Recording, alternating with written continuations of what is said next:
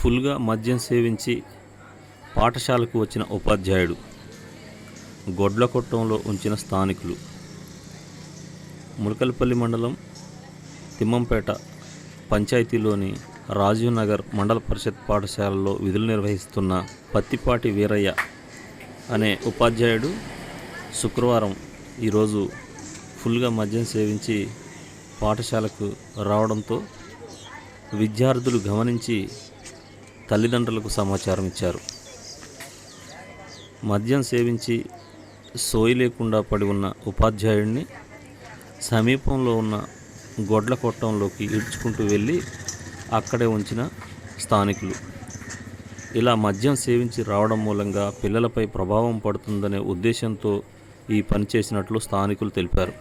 ఈ విషయమై విద్యాశాఖ ఉన్నతాధికారులకు సమాచారం ఇచ్చినట్లు స్థానికులు తెలిపారు.